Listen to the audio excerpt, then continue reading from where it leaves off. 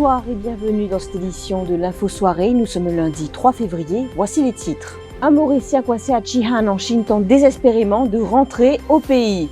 Meurtre à poste de flaque, le suspect Kritesh Singh Bungoy affirme avoir été convoqué par son épouse avant de passer à l'acte. Coronavirus, Maurice a suffisamment d'expérience pour faire face à la pandémie, selon le ministre de la Santé, alors que 3 Mauriciens ont été placés en salle d'isolement à leur retour de Thaïlande hier soir. Culture, à découvrir le style envoûtant de Voodoo Game le 14 février. Il est parmi ceux qui souhaitent retourner à Maurice le plus vite possible, seulement voilà, depuis plus d'une semaine, Andy Aweng, 35 ans, vit dans les rues de Xi'an, capitale de la province de Jiangxi, et il ne parvient pas à rentrer en contact avec l'ambassade mauricienne en Chine. Ce Mauricien s'est retrouvé coincé hors de son bloc d'appartement quand celui-ci a été fermé en raison de la propagation du nouveau coronavirus. Récemment, cet artiste est à court de provisions et doit régulièrement s'abriter du froid. Sa mère, Nathalie Plancatose, s'est confiée à Télé Plus sur le calvaire que vit son fils en ce moment. Évidemment, pas tout fermé, maman, toi, dans la rue, il fait frais. Là-bas, dans les noix, évidemment, il fait extra frais de haut. Évidemment, comme il parle, évidemment, il fait la guerre, on dirait contre bon et mari. Il est capable. Évidemment, il est capable, on dirait, dire, parfois, il pas Leslie à battre parce qu'il est déjà un homme de 35 ans. Vous comprenez? Il pas Leslie, on dirait, parfois, évidemment, il down, après, il vient dire, mon vient relever, mon pas capable, laisse-moi tomber. Il est envie de retourner, maman, mais modèle, comment vous faire pas tout peine à avion, on va connaître même comment vous faire, comment les pousseuses, et les peines à casse, les peines à non, je m'appelle mon père, on veut venir même, mon aîné qui dans l'Australie, parfois il y a là, il y a WeChat, il y a le travail, il pas WeChat, un petit casse, il y a là, il est capable de faire un petit manger, mais parfois je suis, ça capable d'avouer ça coup comme ça, un téléphone en ambassade, là-bas, il y a personne pas répondre. Kritesh Singh Bungoy s'est confié à Radio Plus avant son arrestation ce matin. Cet homme de 27 ans, vous le savez, a été arrêté dans l'enquête pour le meurtre de son épouse, Jaya Anatta. La victime a été mortellement poignardée en pleine rue à poste de flaque hier. Une histoire d'infidélité présumée serait à l'origine de ce crime. Le suspect nous a confié qu'il voulait raisonner son épouse, mais que celle-ci l'a provoqué, raison pour laquelle il l'a poignardée de sang-froid au cou, alors que la femme de 23 ans se rendait à son travail.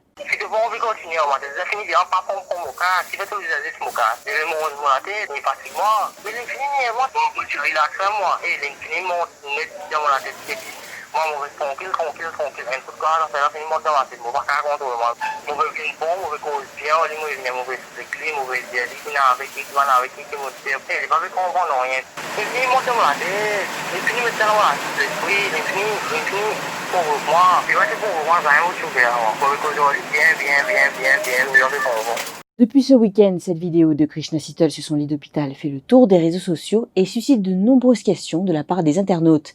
Il allègue avoir été victime de brutalité policière, sauf que selon la police, il s'agit d'un suspect appréhendé dans une affaire de vol avec violence.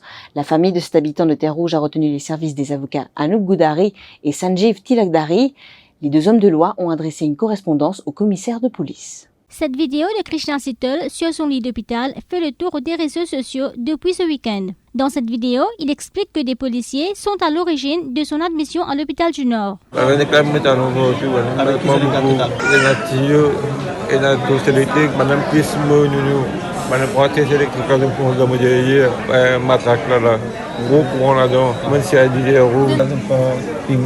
Le médicament à bouche, le produit homologé, le médicament beaucoup acheté.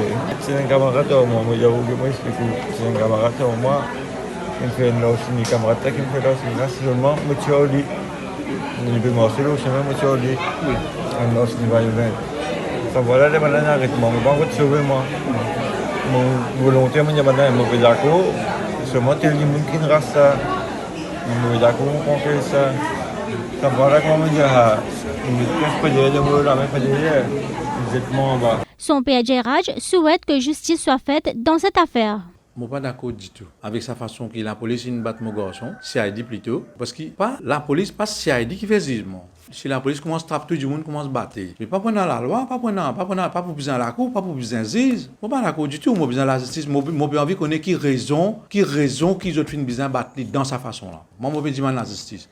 Je demande tout concerné, ce qui concerne la justice, ne donne-moi une raison qui fait fin battre dans sa façon-là, battre à mort. Du côté de la police, l'on évoque des blessures survenues alors que le suspect tentait de prendre la fuite. Ce qui moi rapport qui nous est là ici la police. C'est une madame qui est agressée par deux malfrats. Ici à un arrêt d'autobus. L'état madame là, il fait une requête la police, il fait sa déclaration. La police tout de suite met une équipe sur pied. Puis elle fait une patrouille dans la région et en même temps, je repère deux personnes qui répondent à la description que madame l'a donnée. Il y a aussi Bado qui est prêt, qui est là-bas, et la police, Bado là, qui donne la chasse à ça deux malfrats là. Quand on trouve la police, on commence à galoper, et à la suite de quoi, quand la police rattrape les autres déjà fini rattrapé par Bado, ce qui m'a fait comprendre, et les autres déjà, elle est sauvée, elle est tombée, elle est fin blessée. La police finit amenée à l'hôpital, comme une procédure bizarre. Là, la police fait continuer à faire son enquête concernant ça cas de vol avec violence, l'autre madame sans défense là. S'agissant des allégations de brutalité policière, c'est l'IPCC qui se chargera d'enquêter. Maurice a suffisamment d'expérience pour faire face à la pandémie du nouveau coronavirus. C'est l'assurance donnée par le ministre de la Santé ce matin au Parlement. Kailesh Degelpal répondait à la private notice question du leader de l'opposition, Arvin Boulel, qui avait axé sa question sur cette menace internationale. Le ministre de la Santé a ainsi expliqué qu'aucun cas n'a été détecté à Maurice à ce jour et devait ajouter que l'hôpital de Souillac répond à toutes les normes de l'Organisation mondiale de la santé. It's not the first time that we are having an outbreak of an epidemic disease. We know it with Ebola. We know it with dengue. We know it. We have a huge experience. And how should we face it?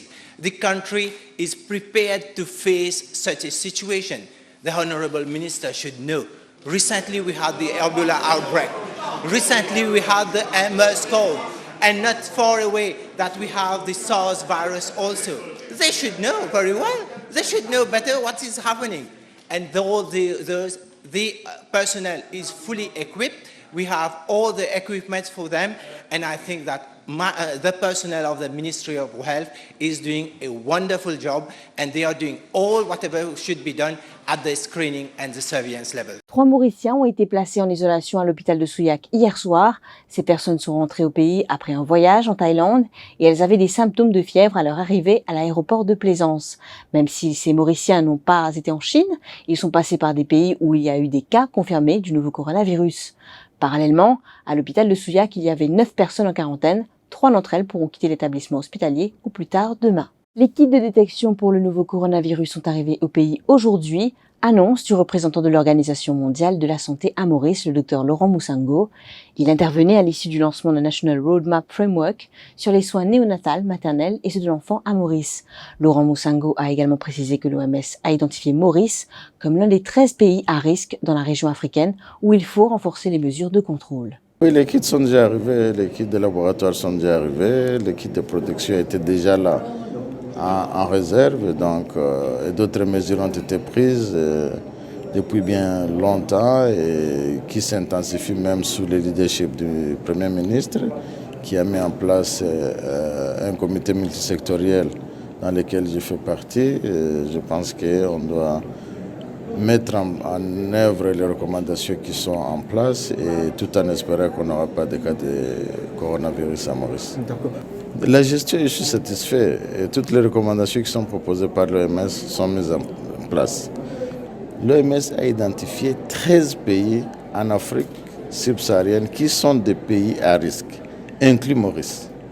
Mais si la liste en LISA, comme Maurice est sur la 3e position, peut-être les gens pensent que Maurice est le 3e. Non, il est parmi les 13 pays à risque dans la région subsaharienne où on doit renforcer les mesures de prévention et de contrôle. Et le docteur Bouchanori s'est lui attardé sur la nécessité d'améliorer les soins procurés aux nourrissons prématurés pour réduire le taux de mortalité infantile et des femmes mortes en couche. À travers le lancement d'un National Roadmap Framework lancé ce matin à Eben, il faut savoir que ces 10 dernières années, le taux de femmes qui sont mortes durant leur accouchement a fluctué entre 0,33 et 0,74 pour chaque 1000 naissances. Le directeur des services de santé publique explique qu'il faut également analyser les facteurs liés au taux de fertilité. Ça, le roadmap là, est un outil très essentiel qui nous met de l'accord. Comment nous pouvons amener nous une policy envers une maman, une future maman, parce que une nécessité médicale est différente. Alors, il y a toute une panoplie de mesures pour une maman. Tu comprends? Ça veut dire nous pour get un coup cette prise en charge de différentes façons quand vous venez de l'hôpital, quand vous êtes enceinte, dans les wards, après postnatal, après toute une panoplie de services de santé en général. Ça pour maman. Pour ma néonat, nous mettons en chose, nous avons beaucoup de recommandations, comment nous pouvons améliorer la prise en charge de néonat. Comme ça, nous avons donné le meilleur sens de vivre la vie, gagner meilleure la vie. En matière de complications médicales, ça nous apporte plus qui nous donne un meilleur encadrement. Pour mes enfants, il y a toute une mesure d'accompagnement psychologique, mental, qui est bien pour mes enfants. Et il y a aussi certaines mesures pour les adolescents. Parce que les adolescents, bien prendre en charge, pour donner une certaine éducation, une certaine information pour amener la vie correctement. Pour empêcher de gagner une maladie non transmissible, diabète, tension, maladie de cœur, pour vivre la vie étudiantine dans les meilleures conditions. Alors, c'est une panoplie de recommandations qui peuvent bien mettre en pratique dans les jours, semaines, l'année à venir. Et un steering committee sera mis sur pied pour se pencher sur les recommandations de ce document. Parallèlement, les health clubs des collèges pourraient être utilisés pour la sensibilisation. Encore un renvoi de la Cour intermédiaire concernant le verdict dans le procès intenté à l'ancien député du PMSD Thierry Henry. L'ex-PPS est poursuivi entre autres pour homicide involontaire par imprudence et conduite en état d'ivresse. C'est la 4e fois que la Cour intermédiaire renvoie à l'audience du jugement. Selon Maître Hervé Duval Jr., l'avocat de l'accusé, ce renvoi est dû à certaines erreurs dans les procès-verbaux. L'ancien PPS était impliqué dans cet accident qui a coûté la vie à Stéphano André, 24 ans, en avril 2016. C'est possible de savoir pourquoi tout ce renvoi. Il y avait la Cour voulait confirmer quelques réponses sur le transcript et les deux parties étaient d'accord qu'il y avait certaines erreurs. Ces erreurs-là ont été corrigées. Maintenant, le jugement a été réservé pour le 6 avril. C'est la troisième, quatrième? Je ne sais pas, franchement. Le 6 avril, oui. C'est ce mercredi que la gare Yann Palak Nord à Cœur-Pipe sera relocalisée en raison des travaux liés à la phase 2 du métro express, annonce du maire de la ville Lumière, Hans Marguerite, ce matin. Il faut aussi noter que ces changements n'affecteront pas les activités à la gare Yann Palak Sud. Hans Marguerite ajoute que des officiers seront sur place afin d'agir comme facilitateurs. Parlons de culture et de musique maintenant. Trance hypnotique, cuivre bondissant, rengaine entêtant, groove togolais des années 70, des termes utilisés pour décrire le style musical de Vodou Game à travers un concert qui se tiendra le 14 février prochain, soit le jour de la Saint-Valentin à l'Institut français de Maurice. Révélé en 2014 avec son premier album, Apiafo, Vodou Game a conquis les scènes par une musique qui mélange de l'afro-funk vintage et des gammes ancestrales des rituels vaudous de la région Togo-Bénin. Les refrains de leurs chansons oscillent entre philosophie, militantisme et légèreté, alors vous aussi laissez-vous entraîner par la musique envoûtante de Vodou Game pour cette Saint-Valentin. Ce qui nous amène à la fin de cette édition de l'Info Soirée. Merci de l'avoir suivi. Bonne soirée. L'info en continu sur le www.defimedia.info.